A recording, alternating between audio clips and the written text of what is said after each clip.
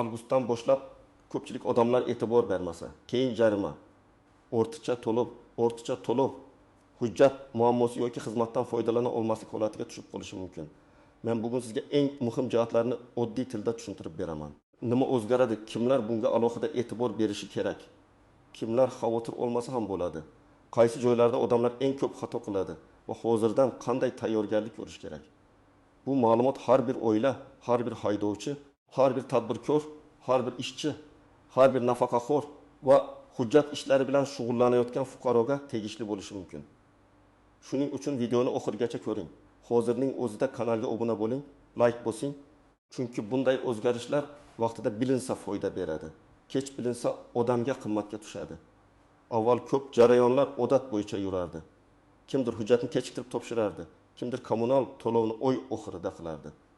Kimdir shartnomani o'qimasdan imzolardi, kimdir mashina hujjatlari, sug'urta, texnik ko'rik yoki jarimalarni keyinga qoldirib yurardi. Tadbirkorlar ham ayrim hisobotlar, to'lovlar, elektron tizimdagi bildirishnomalarni vaqtida ko'rmay qolardi. Oddiy fuqarolar esa ko'pincha o'z nomida qanday majburiyat borligini bilmasdi. Endi esa asosiy o'zgarish shundaki, ko'plab jarayonlar raqamli nazoratga o'tmoqda, muddatlarga qat'iy qaralmoqda, ma'lumotlar bazalari bir-biriga bog'lanmoqda, qarzdorlik hujjat muddati, ruxsatnoma, shartnoma, to'lov va arizalar elektron tizimlarda tezroq ko'rinadigan bo'lyapti. Bu yaxshi tomoni bilan fuqaroga qulaylik beradi, navbat kamayadi, hujjat izlash osonlashadi, xizmatni uydan turib olish mumkin bo'ladi. Lekin ikkinchi tomoni ham bor. Agar siz beparvo bo'lsangiz, tizim sizni kutib o'tirmaydi. Muddat o'tsa, avtomatik rad javobi chiqishi, penya hisoblanishi, xizmat cheklanishi yoki jarima qo'llanishi mumkin. Men buni qo'rqitish uchun aytmayapman. Men ekspert sifatida shuni ko'p ko'rganman.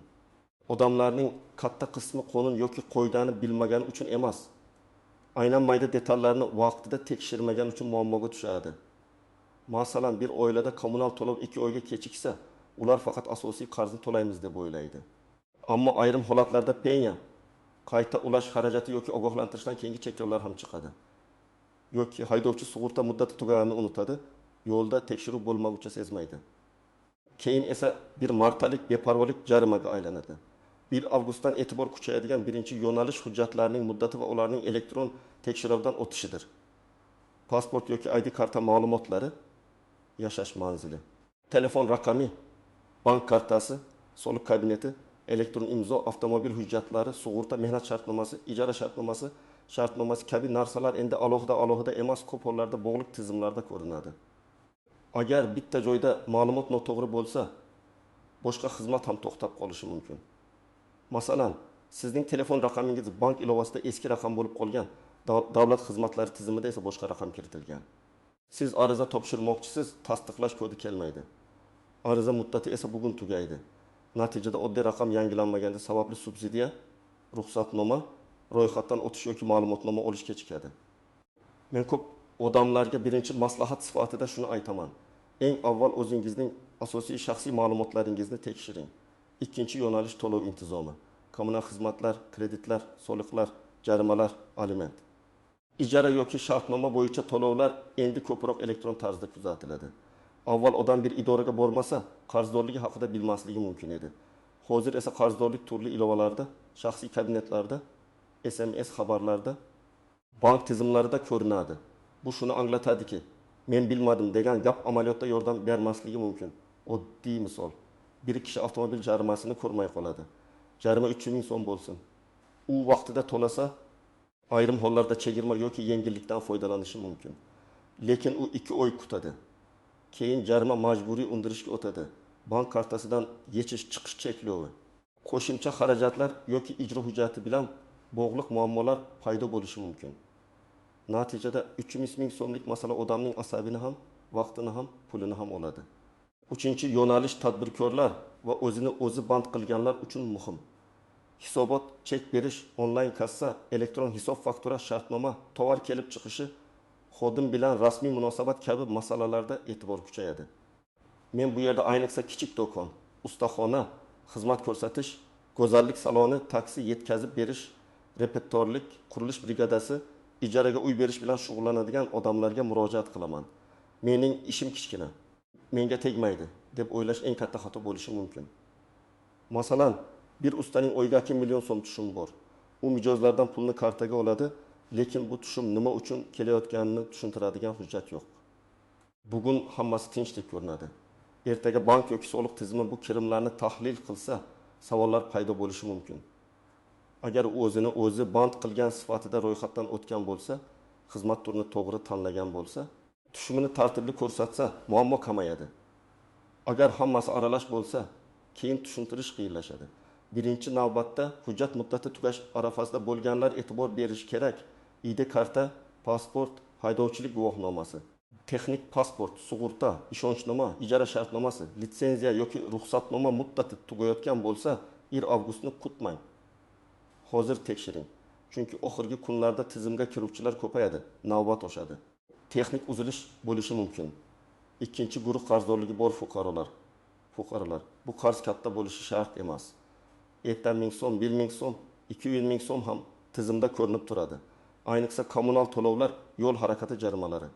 Soliq qarzdorligi, kredit kechikishi, sud qarori bilan bog'liq majburiyatlar, aliment va boshqa ijro hujjatlari bo'yicha vaziyatni tekshirish kerak. Chunki ko'p odamlar mening qarzim yo'q deb yuradi. Lekin eski manzil, eski mashina, eski telefon raqami yoki bir vaqtlar olingan xizmat bo'yicha kichik qarz chiqib qoladi. 3-guruh tadbirkorlar yakka tartibdagi faoliyat yurituvchilar, o'zini o'zi band qilganlar va ijara daromadi oluvchilar. Sizda rasmiy tushum bo'lsa, mijozlardan pul kelsa, bank kartangizga muntazam pul tushsa, xodim ishlatsangiz, mahsulot olib sotsangiz, xizmat ko'rsatsangiz, o'zingizga bitta savol bering. Men bu pulning manbasini hujjat bilan tushuntira olamanmi? Agar javob aniq bo'lmasa, hozirdan tartibga keltiring. 4-guruh avtomobil egalari. Haydovchilar doim shuni unutadi. Mashina faqat benzin quyib yuradigan narsa emas. Sug'urta, jarima, texnik holat, ishonchnoma, oldi-sotdi hujjati, gaz ballon bo'lsa uning tekshiruvi, mashina kimning nomida ekani, yo'l qoidasi buzilishi kimga yozilayotgani, bularning hammasi muhim. Masalan, mashina sizning nomingizda, lekin uni qarindoshingiz haydayapti. Jarima sizga keladi. Qarzdorlik ham sizning nomingizda ko'rinadi. Keyin men haydamaganman deyish masalani darhol yopib bermaydi. 5-guruh ijtimoiy yordam, subsidiya, nafaqa, kompensatsiya yoki imtiyoz kutayotgan fuqarolar. Bunday yordamlar ko'pincha daromad, oila tarkibi, yashash joyi, mulk, avtomobil, bank tushumi, rasmiy ish, farzandlar soni kabi ma'lumotlar asosida tekshiriladi. Agar ma'lumotlar noto'g'ri bo'lsa, ariza rad bo'lishi mumkin. Masalan, oila aslida kam ta'minlangan, lekin eski ro'yxatda bir odam hali ham shu manzilda turibdi yoki nomida sotib yuborilgan mashina hali o'chirilmagan.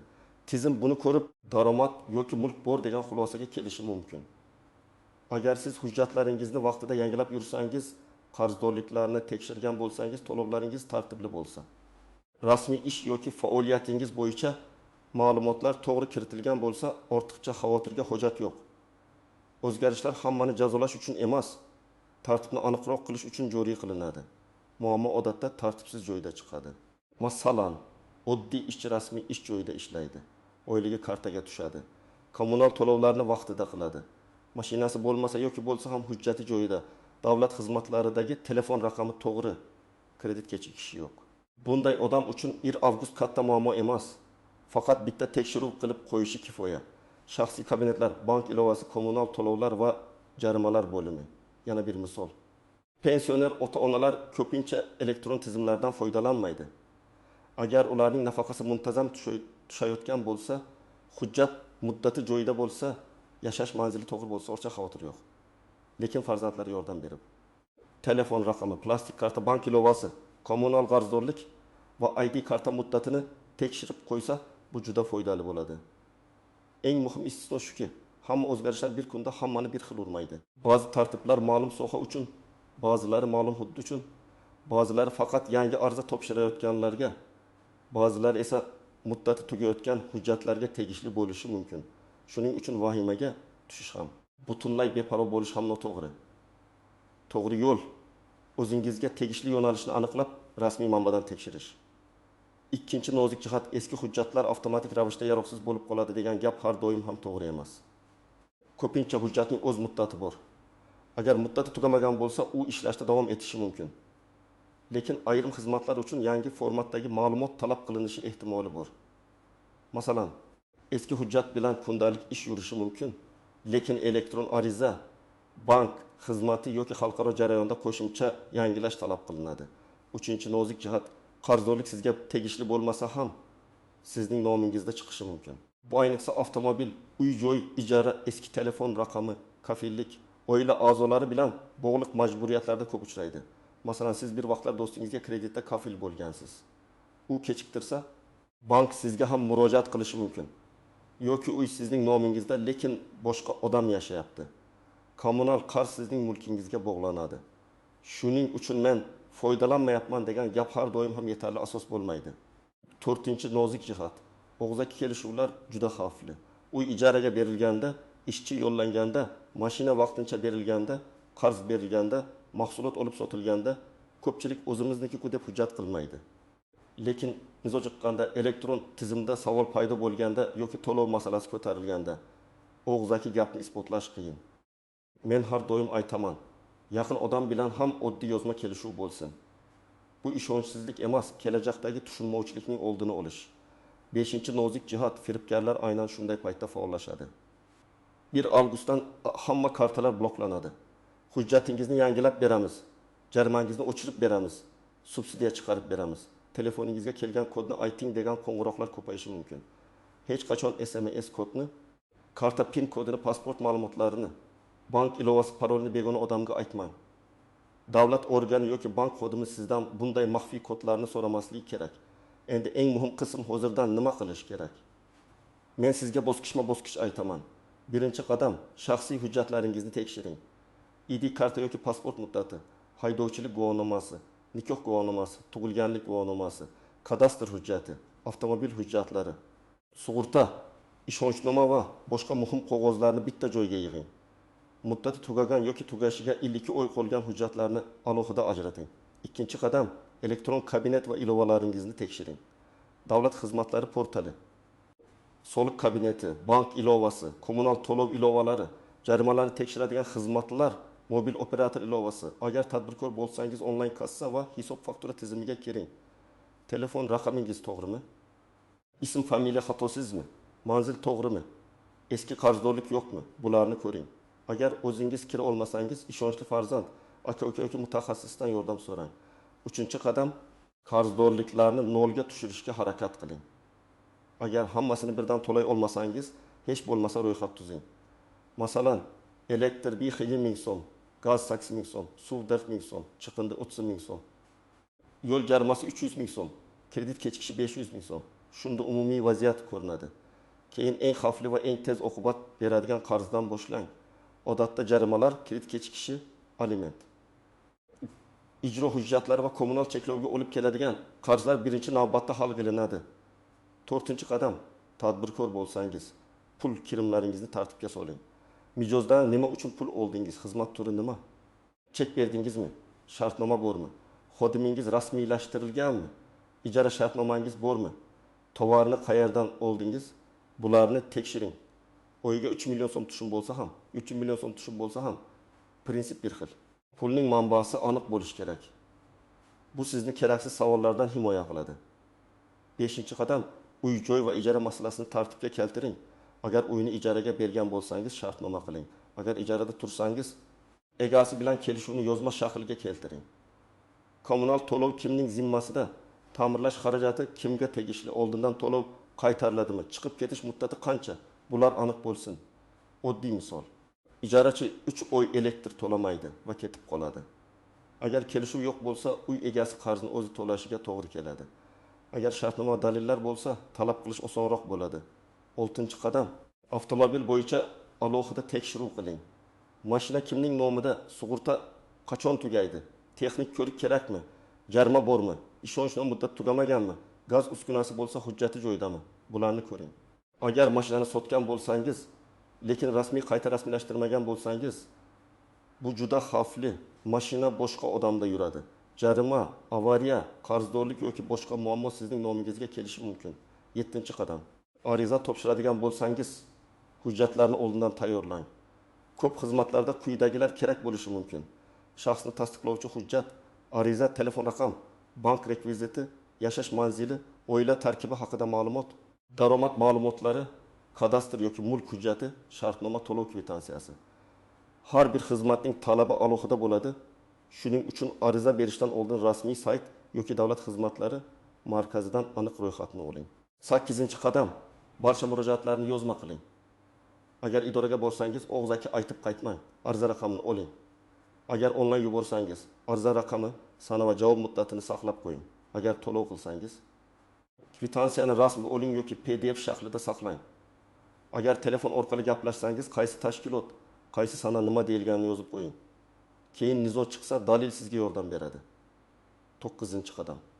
Ota-onangiz va yoshi katta qarindoshlaringizga yordam bering. Ular ko'pincha SMS kod, bank kartasi, elektron kabinet, kommunal to'lov ilovalarini yaxshi tushunmasligi mumkin. Firibgarlar ham ko'pincha aynan shunday odamlarga qo'ng'iroq qiladi. Ularga oddiy qo'yda ayting. Hech kimga kod aytilmaydi. Karta raqami va parol berilmaydi. Noma'lum havola bosilmaydi. Tezroq qiling. Bo'lmasa blok bo'ladi degan gapga ishonilmaydi. Har qanday shubhali holatda farzandiga yoki ishonchli odamga qo'ng'iroq qilsin. 10-qadam, rasmiy manbalarga tayaning. Telegramdagi har bir xabar tanishning gapi. Noma'lum blogerning vahimali sarlavasi huquqiy asos bo'lavermaydi. Qo'ydani tekshirish uchun davlat organining rasmiy sayti, davlat xizmatlari markazi, soliq organi, bankning rasmiy aloqa markazi. Mahalla yoki tegishli tashkilotga murojaat qiling. Agar masala katta pul, mulk, jarima yoki sud bilan bog'liq bo'lsa, yuristdan maslahat oling. 100 ming so'mlik maslahat ba'zan 10 million so'mlik xatoning oldini oladi. Birinchi vaziyat. Yosh oila subsidiya yoki yordam olish uchun ariza bermoqchi. Rasmiy ishlaydi, ayol bola parvarishida ijarada yashashadi. Ular o'zlarini yordamga haqli deb o'ylaydi. Lekin tizimda erning eski manzilida boshqa mulk ko'rinadi yoki ayolning nomida ishlatilmayotgan bank kartasiga muntazam pul tushgan bo'ladi. Ariza rad etilishi mumkin. Bu yerda yechim, ariza berishdan oldin daromad, mulk, manzil, oila tarkibi, ijara shartnomasini tekshirish. Ikkinchi vaziyat, haydovchi mashinasini tanishga ishonchnoma bilan bergan. Tanish bir necha marta tezlikni oshirgan, jarimalar kelgan, lekin egasi bilmagan. Keyin egasi bankdan kredit olmoqchi bo'lsa yoki boshqa hujjat ishiga kirsa, qarzdorlik chiqadi. Yechim, mashina sizning nomingizda bo'lsa, oyga kamida bir marta jarimalarni tekshiring. Mashina sotilgan bo'lsa, rasmiy qayta rasmiylashtiring. 3-vaziyat, kichik do'kon egasi kundalik tushum shaxsiy kartasiga oladi. U men faqat kichik savdo qilaman deb o'ylaydi. Lekin oyga 20 million so'm kirim bo'lsa, bu oddiy shaxsiy o'tkazma emas. Tadbirkorlik faoliyati sifatida ko'rilishi mumkin. Keyin undan tushuntirish so'raladi. Yechim, faoliyat turini rasmiylashtirish, onlayn kassa va to'lovlarni tartibli yuritish, shaxsiy pul bilan biznes pulini aralashtirmaslik. 4-vaziyat. Pensioner ayolga qo'ng'iroq qilib, 1 avgustdan kartangiz bloklanadi. Hozir kodni ayting deyishadi. U ishonib kodni aytsa, kartadagi pul yechilishi mumkin. Yechim, hech qanday kod aytilmaydi. Bankka faqat rasmiy raqam orqali qo'ng'iroq qilinadi. Farzandlar ota-onasiga bu qoidani oldindan tushuntirib qo'yishi kerak. 5-vaziyat. Odam uyini ijaraga bergan, lekin shartnoma qilmagan. Ijarachi chiqib ketganda 1 million so'm kommunal qarz qolgan. Uy egasi u to'lashi kerak edi deydi, lekin dalil yo'q. Yechim, oddiy yozma shartnoma, pasport ma'lumotlari, to'lov sanalari kommunal mas'uliyat. Depozit va chiqib ketish shartlari aniq yozilishi kerak. 1 avgustdan boshlanadigan yangi tartiblarning asosiy ma'nosi shuki, hujjat, to'lov, qarzdorlik, ariza, tadbirkorlik va shaxsiy ma'lumotlar bo'yicha bepavlik qilish qiyinlashadi. Kim hammasini vaqtida tekshirsa, u uchun bu o'zgarishlar katta muammo bo'lmaydi. Kim keyin ko'raman deb yursa, aynan o'sha odam jarima, rad javobi, blok, ortiqcha xarajat yoki uzoq yugurga duch kelishi mumkin. Men sizga eng zarur tavsiyani yana bir marta aytaman. Bugun hujjatlaringizni tekshiring, qarzdorliklaringizni ko'ring, telefon raqamingiz va shaxsiy ma'lumotlaringizni yangilang, avtomobil va uy-joy masalasini tartibga keltiring. Tadbirkor bo'lsangiz, pul kirimlarini hujjatlashtiring, ota-onangizni firibgarlardan ogohlantiring. Bu ishlar ko'p vaqt olmaydi, lekin keyinchalik sizni katta muammodan saqlaydi. Sizningcha 1 avgustdan kuchayadigan yangi qoidalar odamlarga qulaylik beradimi yoki aksincha ko'proq qiyinchilik tug'diradimi? Fikringizni izohlarda yozib qoldiring. Video foydali bo'lgan bo'lsa like bosing, yaqinlaringizga yuboring va kanalga obuna bo'ling. Men esa siz uchun eng muhim o'zgarishlarni oddiy tilda tushuntirishda davom etaman.